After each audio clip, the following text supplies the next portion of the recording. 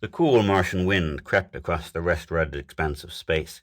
Occasionally its soft touch stirred the thorny leaves of devil's eggs, the squat black plants which peppered the silent monotony. Here and there a wisp of sand spiraled upward into the bright, thin morning. The wind felt clean and new on Monk O'Hara's coarse, blonde-stubbled face. He chuckled, as noisily as a man buried neck-deep in sand can chuckle. "Nothing to worry about," he muttered. "Not a goddamn thing." It was uncomfortable, of course. No man would relish being beaten by hysterical Martian tribesmen, spat on and buried to roast in the 100-degree Martian noon, or freeze in the 50-below-zero night. Yet the summer wind from the melting polar ice cap would ensure an endurable temperature through the day. Monk's lungs, enlarged and sensitized after 2 years of prospecting for devil's egg seed, were accustomed to the planet's scant atmosphere. Destruction of his oxygen mask presented no menace. "Idiots," he mumbled. "The fool Martians made off with the sand car, like kids with ice cream, and left enough egg seed to buy 1,000 cars." He was able to turn his head just enough to glimpse the heavy, fat sacks that the tribesmen had dumped out of the sand car. The sacks bulged with the fine black seed that, properly processed, made the deadliest, costliest, and most habit-forming narcotic in the system. The sacks were symbols of a shining future for Monk O'Hara, symbols of fine clothes, beauteous women, choice whiskey, and, most important of all, a return to Earth. Of course, it was too bad about the old man. The white-bearded, toothpick-slim Martian trader and his black-haired daughter had pitched their tent next to his camp last night. The girl had been amazingly full-bodied for a Martian. Her round, firm body and sensual lips made him suspect that she was a half-breed, a delightful combination of Martian grace and earthly sultriness. Monk smiled as he saw her again in his mind's vision. She slid off her antelope-like lozelle, came to him slowly with her small naked feet swishing through the sand. "Is it all right for us to camp by you?" she asked, her eyes wide. "We will not bother you?" "Not at all," Monk answered, his heart pounding. After all, it had been 6 months since he'd even seen a woman. Any kind of woman. "What is your name?" the girl asked. "Monk, they call me. Monk O'Hara." He could feel the blood pulsing through his temples. "I am Thule," she curtsied. "You like me?" "Yeah," Monk breathed. "I like you a lot." Later, through the ports of his sandcar, he watched her lithe movements as she and her father set up their tent. Throughout the night his sleep was thin and restless, his mind on fire with the vision of the dark, lovely face. So early this morning he'd gone to her again. "How about some coffee, kid? Got plenty in the sandcar." She crinkled her nose teasingly. "Yes, I like Earth coffee. My bocal come too?" "No, just you, kid. Your old man's busy taking down the tent." She nodded eagerly, smiling. "Yes, I come. I like you." What greater invitation did a man need? But in the sand-car the little fool screamed. The old Martian darted into the car, yanked Monk away from Thule, and descended on him like an enraged beast. Monk hadn't meant to kill the old Martian. It meant only to silence his shrill screams and stop the frenzied flailing of his fists. How could he have known that the thin neck would snap like a rotten stick under his first blow? Monk's smile faded. No, he thought. He hadn't acted too wisely. He'd expected the frightened girl to leap out of the sand-car and race away on her lozelle, and she had. But he hadn't expected her to return an hour later with a dozen revenge-hungry tribesmen. His mistake had been in letting her escape. He cursed silently. Then he spat. After all, it was over and done. The Martians had trusted him, buried him, and left him to die. But it had at least been wise enough not to reveal his ace in the hole. His partner, old Stardust Luke, had left yesterday in the auxiliary sandcar to get fresh supplies from Chandler Field. Old Stardust was as honest as a baby and methodical as a clock. He'd returned today, late in the afternoon, just as he'd done a dozen times. There was no doubt about the punctual arrival of Stardust, and Stardust would save him before the freezing descent of the Martian night. Monk thought for a moment, then chuckled again. His glee more than overshadowed the inconvenience of his neck-deep burial. For the rescue would be the last good deed of Stardust Luke's life. In fact, it would be his last deed. Period. The old space rat had outlived his usefulness. If he persisted in wandering over unexplored Martian terrain, he'd probably end up in a freezing or sweltering grave anyway. So it wouldn't be murder. Not exactly. It would only be giving a bit of impetus to what already seemed inevitable. Monk strained his neck muscles to gaze at the sacks of seeds. They would all be his soon, not half, as now, but all. He sucked the cool air deep into his lungs.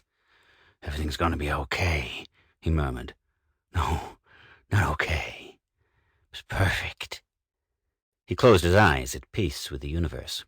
He could forget the pressure of sand on his chest, forget the heat that was beginning to shower down on his thick, sweat-matted mop of hair. He could imagine himself in a cool, dark bar on Earth, surrounded by smiling women, sipping iced drinks. "Ah," he breathed, opening his eyes. Then he saw the Arb. It squatted on a small, irregular-shaped dune some 3 feet from him, in the jagged, sharp-edged shadow of a devil's egg. It squatted on a small, irregular-shaped dune some 3 feet from him, in the jagged, sharp-edged shadow of a devil's egg. Its eyes, like shiny pinheads of obsidian, were on a level with his. It was a red-scaled creature, about 3 inches long, combining the most significant characteristics of an earth crab and an earth ant. Its claws were tiny razor-edged traps, and the ends of wire-thin appendages. Even at this distance, Monk saw that its mouth was open, whether in awe or in anticipation of a meal. He did not know. The Arb rose on its 6 rear legs as if trying to stretch its dark red body into a position of better vision. It rubbed its foreclaws together, sharpening them, perhaps. Monk shivered. For the first time since his arrival on Mars 12 years ago, Monk felt fear. Till now he'd met no adversary that his strong, bull-necked body could not subdue. Ordinarily he'd dispose of an Arb by a squishing stump of his boot, and he'd flour the naked grave with a squirt of tobacco juice. But now it was as if he were bodiless. His broad shoulders, sinewy arms, and bowed chest seemed buried 1,000 miles deep in the very bowels of the planet. He was a helpless freak, a living, sliced-off head on an endless platter of red sand. Fear was an icy bauble in his mind, rising, swelling, forcing out all other thought. "Go away!" he yelled. The Arb's claws fell to the sand. Monk saw the menacing glint of the needle-like tongue in the creature's black, open mouth. Arbs were carnivorous, he knew. They especially relished the soft, tender places of the human body, the lips, eyes, tongue. 10 minutes of attack by 100 Arbs would transform a man into a white, clean skeleton. About the bones, the Arbs would lie prostrate, too stuffed to move, their bodies swollen to thrice their normal size. "Get out of here!" he screamed. The Arb retreated a few inches, backing into the shadow of the devil's egg. "Go on, and keep going!" The Arb turned and began to creep away. It responded readily to Monk's commands. For Arbs were gifted with a rudimentary, if unpredictable, type of telepathy. No interplanetary circus was complete without its complement of the deadly creatures controlled by an expert human telepath. The Arb continued to needle a path through the sand. It passed through the shadow of the devil's egg. It was now some 6 feet from Monk, a tiny red ball half buried in the desert. Suddenly a thought echoed in Monk's mind, ever so faintly, like the barely distinguishable sound of trickling water far away. "They will come back. Many of us will come." Monk paled. Damn, he'd forgotten. The Arbs, according to biological reports, sent out scouts in search of food. The Arb before him was a scout. The fear welled up within him, stronger than ever. His body was held motionless in his tight prison. Yet inside him he was trembling. "No! Don't go! Come back!" He repeated the words over and over in his mind, knowing that the Arb would respond only to the mental impulse, not to the sound of words. Arbs were deaf to the human voice. The Arb paused. "Don't go! Don't! Don't!" Slowly, like a revolving wheel, the Arb turned. Its black, pinhead eyes seemed to bore into Monk's. "I'm going. You can't stop me." The thoughts, not words, filtered into Monk's consciousness. "You are not going," Monk telepathed. He gritted his teeth, funneling all his strength into the mental command. The Arb was struggling to break away from the hypnotic chain. Its body was grotesquely twisted, its claws digging into the sand, its head bobbing absurdly. "Let me go! Let me go!" "You can't go! I've got you!" "Let me go! Let me go!" The Arb struggled furiously. "Damn you, I won't let you go!" Monk hurled the thought of the creature in a fire of desperate fury.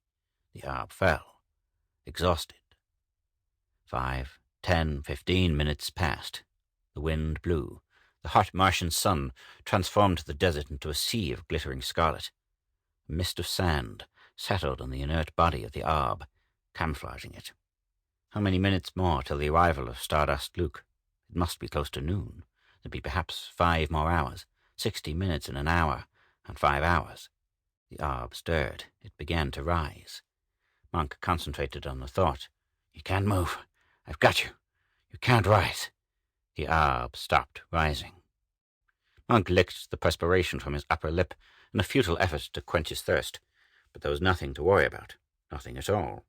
His head jerked back. The arb was rising again. It was defying his last command. Monk bit his lip. Of course. His mind was tiring just as muscles tire. He couldn't hope to hold the arb here all afternoon. The arb somehow must be disposed of. But how? Out of the heat, out of his fear and desperation, came a plan. It was simple and direct. It gave Monk his only chance for survival. He quickly pressed it into the depths of his unconscious mind so that the arb would not detect it. "Come here," he said. "I won't hurt you." "You will hurt me. You will dispose of me." Monk cursed. Arbs weren't intelligent, but they possessed some reasoning power. "No, I won't hurt you," he telepathed. "Come here. Let me see what you look like." "I'm afraid. You have a plan." This time Monk relaxed. He tried to emanate only thoughts of love and friendliness. "I won't hurt you. I promise." The arb hesitated. "I command you to come here. You will not be hurt." Slowly the arb crawled forward. 1 inch, 2, 3, 6, a dozen. It was only 5 feet from him now, and in the shadow of the devil's egg again. "That's it. Come on, closer." "I'm afraid of you. Let me go. Let me go get the others." The arb suddenly braked its advance by digging its foreclaws into the sand. "But you don't want to go back to the others." Monk's lips quivered as he spoke. His words, to human ears, would have been unintelligible. "You want to stay here. You want to come closer to me." His attempt at telepathic hypnotism brought a small, silent reply. "I must call the others. It is my duty to call the others. The others are hungry." A shudder passed through Monk's hot, tight body. A few minutes ago he had delighted in the coolness of the desert. Now the heat seemed to be pressing down upon him like the fiery hand of Satan. "You're a scout, aren't you?" he asked. "You find food for the others. You go back and tell the others what you found." "I tell the others. The others are hungry." "But you're hungry too. Why share what you found? Why not take it all for yourself?" No reply appeared in Monk's mind. He continued. "Come closer. Look at me. You're hungry. You're too hungry to waste time calling the others." The arb came closer. It passed out of the shadow of the devil's egg. It came to within 2 feet of Monk. It crossed the small dune. Slowly, its legs labored through the thin sand. At last it stopped some 6 inches from Monk's face. It appeared immense, like a lumbering, scaly giant from the planet's billion-year-ago past. It rubbed its claws together, threateningly. Its black mouth opened, closed, its needle tongue twisted like a silver snake. "I'm hungry," came the thought. "So very hungry.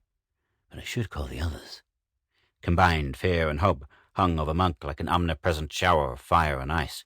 Sweat dripped into his hot eyes, obscuring his vision. He opened his mouth. "Look," he said. "You are hungry." He wriggled his tongue as a fisherman would cast out bait. "Hungry, hungry, hungry," came the tiny voice. An eternity passed. Monk's heart was a monstrous hammer, pounding in the depths of his body and in the depths of the planet. The arb was motionless, save for the restless, uncertain moving and blinking of its eyes. Then its forelegs lifted. It drew itself forward. 1 inch, 2, 3, 4, 5, 6. Monk beckoned the creature on with his wriggling, twisting tongue. "That's it," he telepathed. "Closer, closer." The arb entered Monk's open mouth. Crunch! Monk chewed and spat and chewed and spat. He grimaced hideously. He coughed and choked. The arb tasted like a combination of paprika and oil. He thought he was going to reach, but did not. And it was over. Monk breathed the cool air. His weary mind thought of the stupid white-bearded Martian, and of his lovely daughter. He thought of what he was going to do to that idiot space rat, Stardust Luke. His gaze travelled to the empty red desert where, in about 4 hours, Stardust's sandcar would appear. It shifted to the sacks of priceless devil's egg seed, and he began to chuckle. At last his gaze turned to the black pinpoint eyes and the moving foreclaws of the 2 arbs which squatted some 3 feet away from him in the jagged, sharp-edged shadow of a devil's egg.